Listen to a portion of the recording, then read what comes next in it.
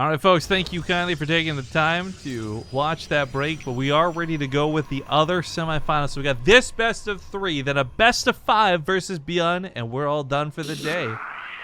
But looks like that Twitch Prime sub talk worked. We got one coming in already. Thank you to Aliasari VS. I'm so sorry if I'm saying your name wrong. Please let me know how to pronounce that. I do apologize. But game number 1 kicking off in the other semifinals. As stated, the winner fights against Björn. Bottom left side. He has now recently joined Root Gaming. It's the blue, and definitively blue, Protoss herO. Wow, and on the other side, also recently joining the Team Splice. This is Stats. This is cool, by the way. herO joining Root. Like, it's hype and it's awesome, but it's honestly not as exciting as when I heard about Solar and Stats both joining Splice. Because for them to join Splice, one thing, it's 2 players I really like getting a team, great.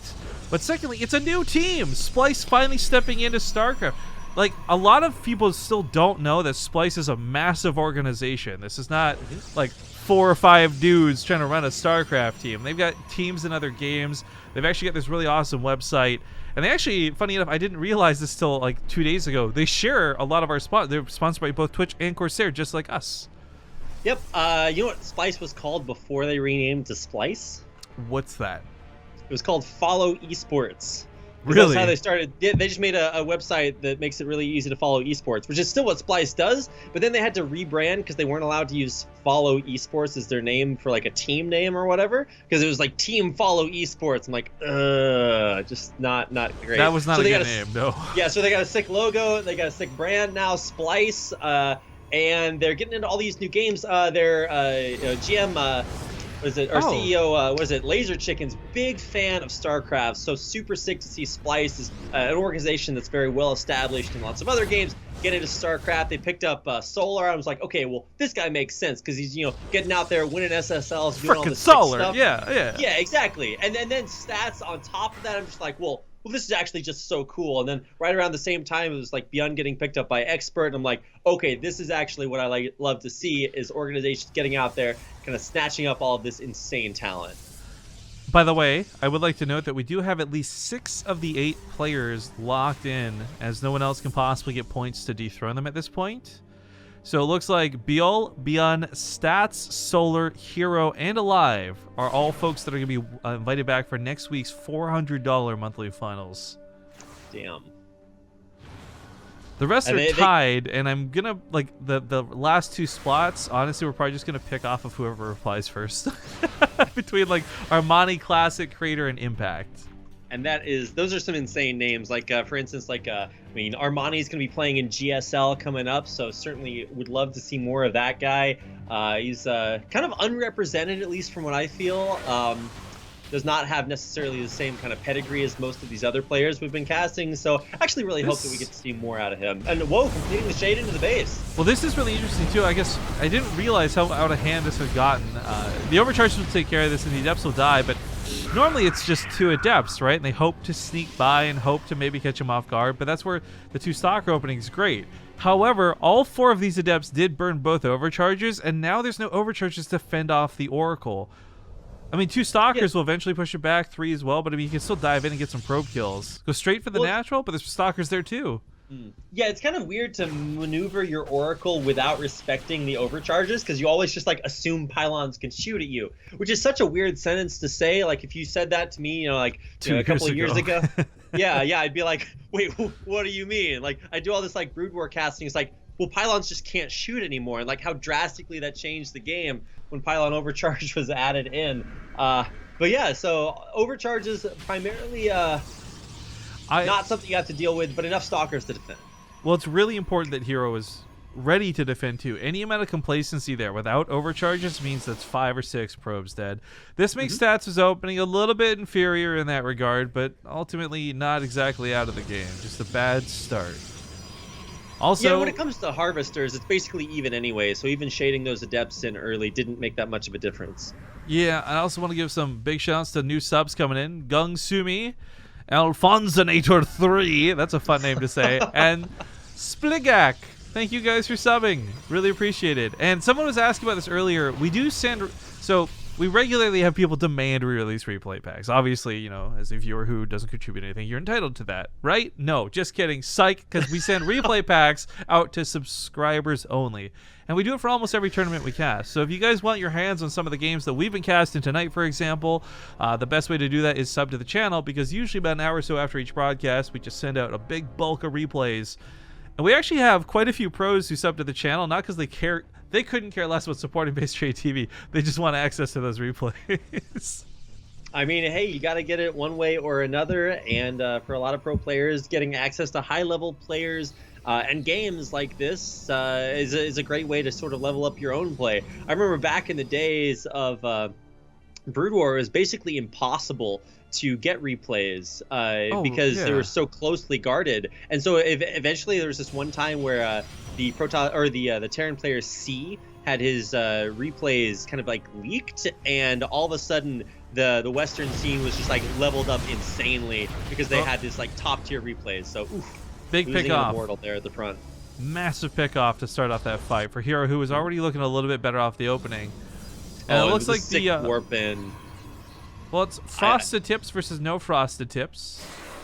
I think this is just like straight up one-sided. I'm pretty sure herO just like dominates this. I mean double overcharges, but that's not even gonna matter. The overcharges should have and could have bought him more time, but unfortunately they did not. And that's two Immortals is actually gonna hold on pretty well through this, but as we see, the probe line's already been compromised. Warp-ins directly on the front lines, and I think herO's gonna run away with this game. GG. Yeah, GG. Wow. That's I don't know, man. That's the boppening. In Spanish, we would call that what is that? I don't know. Bapeando. There we go.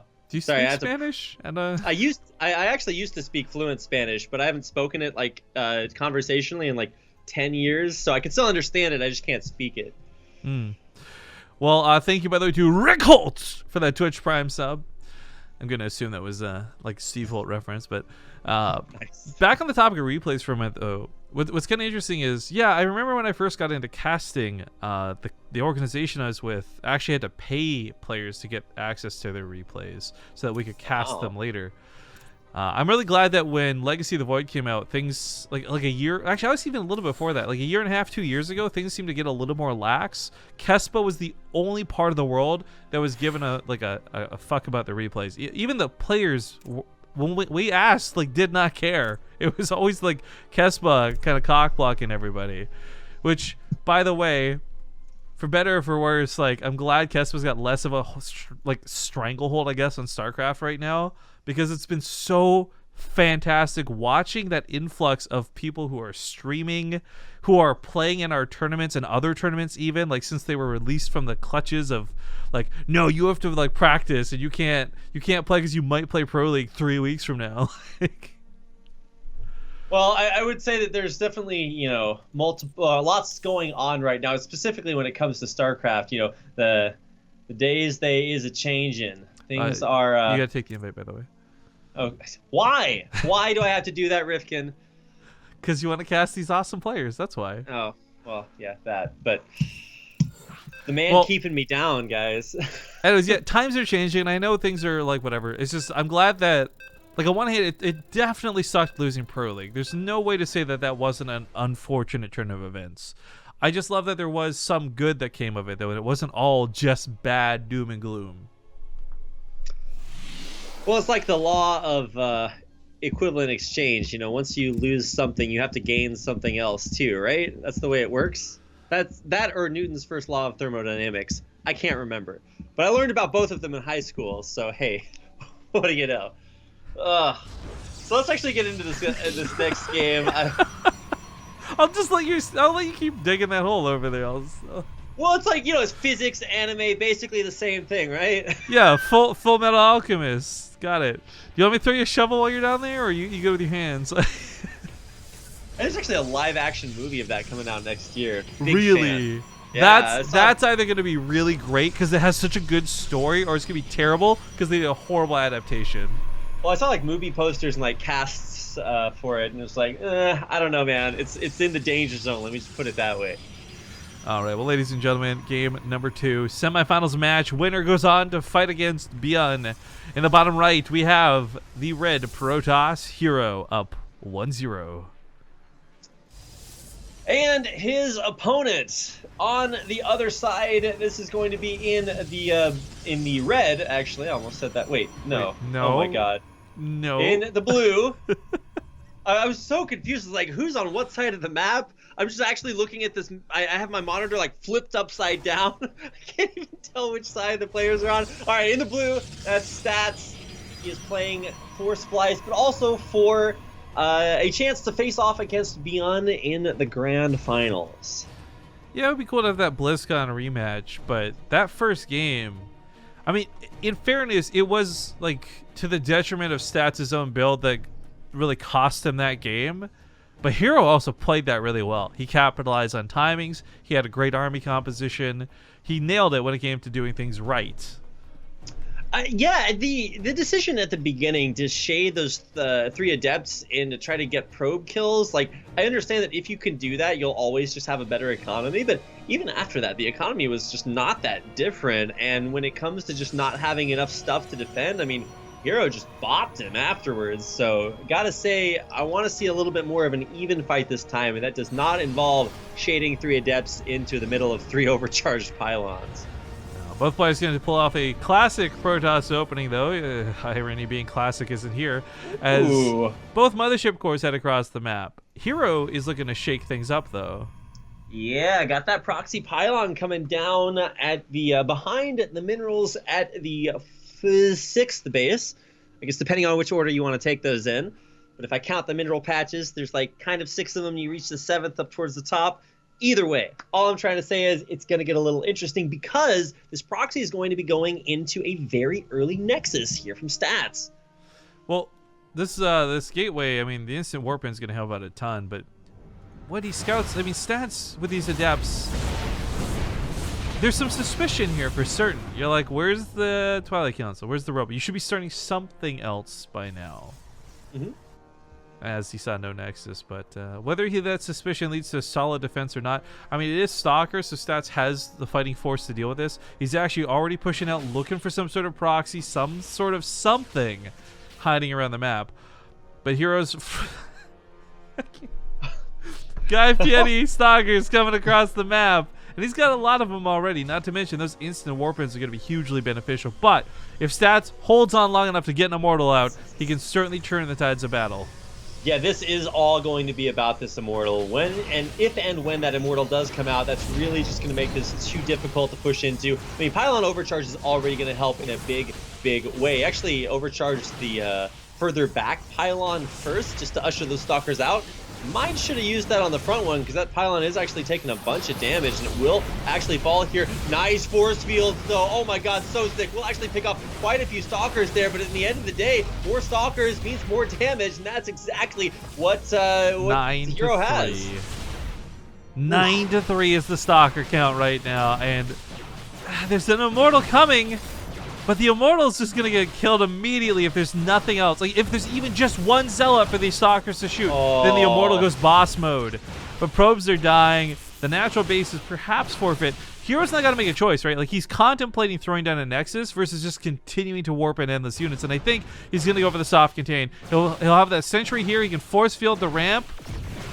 Maybe I was a little bit late with the Sentry. The force field still segments this off. The Immortal's gonna go down, and the Stalkers now have free reign to win the series. Damn. GG. Oh my god. herO is not about that macro life, man. He is incredibly aggressive. But Rapid, that's what I'm so happy about, because he's really cheesy versus Terran. And we're going to get to see some really gross games versus Beyond, without a doubt. Oh my god, you were not kidding when you said he came back, and ever since he joined Root, all he does is cheese. Well, I mean, some cheese better than others. That was definitely like, the more the Rochefort variety, not getting on that Limburger stuff that actually just sucks. I'm sorry, Limburger's like a low-tier cheese, like down here. But more like up here or up here. Well. So. Let me ask you, before we get into this, because we're going to have to go to break, guys, but before we get into these finals, 2 questions. First off, Beyond and herO, who do you think takes it? And if you're bold, call a score, but who do you think takes the series?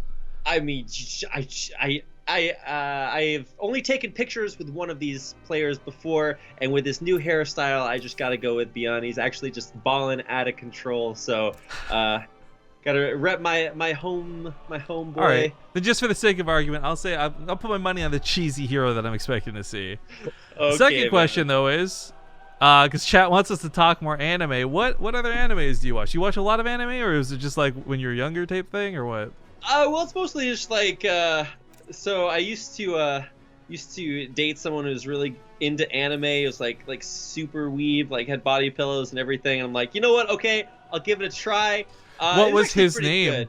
Good. Okay, nice try there, Rifkin. So let's see, favorite anime stuff like stuff that I used to watch when I was a kid was stuff like Zoids and Outlaw Star, still my favorite anime, but big fan of things like Steins Gate, also like transcendently amazing.